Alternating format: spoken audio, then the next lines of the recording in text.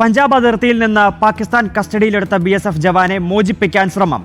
Flag meeting ചേരാനുള്ള ഇന്ത്യയുടെ നിർദ്ദേശത്തോട് പാകിസ്ഥാൻ പ്രതികരിക്കാൻ തയ്യാറായിട്ടില്ല. കർഷകരെ സഹായിക്കാൻ പോയ PK സിംഗിനെയാണ് തടഞ്ഞുവെച്ചത്. ജവാന്റെ ചിത്രങ്ങൾ ഉൾപ്പെടെ പുറത്തുവിട്ടതിലും ഇന്ത്യക്ക് കടുത്ത അതൃപ്തിയുണ്ട്. വിനീത വേണു ചേരും വിവരങ്ങളുമായി. വിനീത, കഴിഞ്ഞ ദിവസം കൂടി പാകിസ്ഥാന്റെ തടങ്കലിലുള്ള നമ്മുടെ ജവാന്മാരെ കുറിച്ചൊരു ആശങ്ക നമ്മുടെ കേന്ദ്ര സർക്കാർ എല്ലാം പങ്കുവച്ചിരുന്നു. അതിനിടയിലാണ് ഇപ്പോൾ സിംഗിനെ കൂടി ഇപ്പോൾ പാകിസ്ഥാൻ പിടിച്ചു വച്ചിരിക്കുന്നത്, അല്ലേ?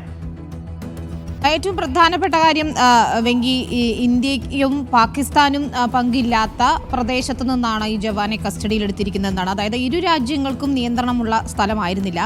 കർഷകർ കൃഷി ചെയ്യുന്ന ഒരു കൃഷിഭൂമിയാണ്. അവിടെ കർഷകരെ നിരീക്ഷിക്കുന്നതിനിടെ അല്ലെങ്കിൽ അവർക്ക് സഹായം ചെയ്യുന്നതിനായി അവിടെ തുടരുന്നതിനിടെ തണലത്ത് വിശ്രമിക്കുമ്പോഴാണ് BSF ജവാനെ കസ്റ്റഡിയിലെടുത്തിരിക്കുന്നതെന്നാണ് ഏറ്റവും പ്രധാനപ്പെട്ട കാര്യം. അബദ്ധത്തിൽ അവിടെ മുള്ളുവേലികളൊന്നും ഇല്ലാത്തത് കൊണ്ട് തന്നെ നിയന്ത്രണ രേഖ ചിലപ്പോൾ ഏതാനും മീറ്ററുകൾ മറികടന്നിട്ടുണ്ടാകാം അദ്ദേഹം എന്ന് തന്നെയാണ് നിഗമനം. പഞ്ചാബിലെ ഫിറോസ്പൂർ അതിർത്തിയിൽ നിന്നാണ് ഇത്തരത്തിൽ ജവാനെ കസ്റ്റഡിയിലെടുത്തത്. 182ാം ബറ്റാലിയനിലെ കോൺസ്റ്റബിൾ PK സിംഗ് ആണ് കസ്റ്റഡിയിലുള്ളത്. ഇതിന്റെ ഫോട്ടോ ഉൾപ്പെടെ പുറത്തുവിട്ടിരുന്നു പാകിസ്ഥാൻ. അതിന് പിന്നാലെയാണ് ഇന്ത്യ ഒരു ഫ്ലാഗ് മീറ്റിംഗ് ചേർന്നുകൊണ്ട് ചർച്ചകൾ നടത്തി BSF ജവാനെ മോചിപ്പിക്കാനുള്ള ശ്രമങ്ങൾ നടത്തുന്നത്. എന്നാൽ പാകിസ്ഥാൻ ഇതിനോട് ഇതുവരെ പ്രതികരിച്ചിട്ടില്ല എന്നതായിരുന്നു ഏറ്റവും പ്രധാനപ്പെട്ട കാര്യം. അതിർത്തിക്കും സീറോ ലൈനിനും ഇടയിലുള്ള മേഖലയിലേക്ക് അബദ്ധത്തിൽ കടന്നു ചെന്നതാകാം.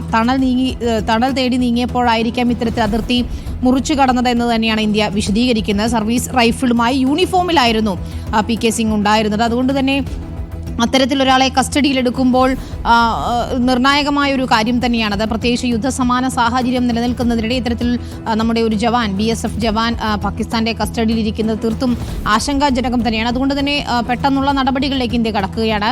ഇന്ന് തന്നെ ഫ്ലാഗ് മീറ്റിംഗ് ചേർന്ന് അതിൽ ചർച്ചകൾ നടത്തുന്നതിന് വേണ്ടി തന്നെയാണ് നീക്കം. പക്ഷേ പാകിസ്ഥാൻ ഇതുവരെ പ്രതികരിക്കാത്ത സാഹചര്യത്തിൽ കൂടുതൽ കടുത്ത നടപടികളിലേക്ക് പോകേണ്ടി വരുമോ എന്ന ആശങ്കയുമുണ്ട്. ഇദ്ദേഹത്തിന്റെ ചിത്രം ഉൾപ്പെടെ പുറത്തുവിട്ട് പാക് മാധ്യമങ്ങൾ അത് ആഘോഷിക്കുന്ന സാഹചര്യം എന്ന് തന്നെ നമ്മൾ പറയണം. അതിൽ ഇന്ത്യക്ക് കടുത്ത അതൃപ്തിയുണ്ട്. ഇത്തരത്തിൽ അബദ്ധത്തിൽ മുള്ളുവേലി ഇല്ലാത്തത് കൊണ്ട് തന്നെ അങ്ങോട്ട് അതിർത്തിയിൽ മറികടന്ന ജവാനെ കസ്റ്റഡിയിലെടുത്തത് മറ്റൊരു രീതിയിൽ അവതരിപ്പിക്കുന്നതിനെ ഇന്ത്യ കടുത്ത അതൃപ്തി അറിയിക്കുകയും ചെയ്യുമെന്നാണ് നമ്മൾ മനസ്സിലാക്കുന്നത്. ഏതായാലും യുദ്ധസമാന സാഹചര്യം നിലനിൽക്കുമ്പോൾ വലിയ ആശങ്കയുണ്ട്. പ്രത്യേകിച്ച് പഞ്ചാബ് അതിർത്തിയിൽ ഉൾപ്പെടെ കനത്ത ജാഗ്രത തുടരുകയാണ്. എല്ലാ അതിർത്തികളിലും കൂടുതൽ സുരക്ഷാ സേനാംഗങ്ങളെ വിന്യസിക്കുകയൊക്കെ ചെയ്തിട്ടുണ്ട്. നമുക്കറിയാവുന്നതുപോലെ പടക്കപ്പലുകളൊക്കെ ഒരുങ്ങി നിൽക്കുകയാണ് അറബിക്കടലിൽ.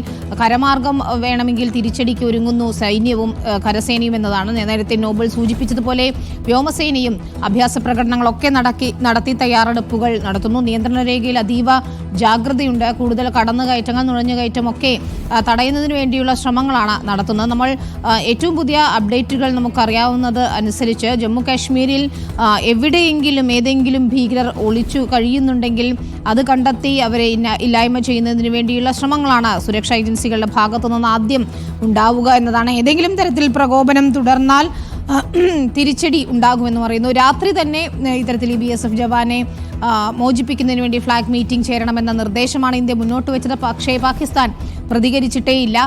ഇനി രാവിലെ എന്തായിരിക്കും പാകിസ്ഥാന്റെ നീക്കങ്ങൾ എന്നുകൂടി അറിഞ്ഞ ശേഷമായിരിക്കും ഇന്ത്യ തീരുമാനങ്ങൾ എടുക്കുക. ഏതായാലും കരസേന മേധാവി ഇന്ന് കാശ്മീരിൽ ഉള്ളതുകൊണ്ട് തന്നെ ഇത് സംബന്ധിച്ച നീക്കങ്ങൾ നിർണായകവുമാണ്. തീർച്ചയായിട്ടും നിർണായകമായിരിക്കും. വിനിത വേണുവാണ് ന്യൂസ് ഡെസ്കിൽ നിന്ന് വിശദാംശങ്ങൾ നൽകിയത്.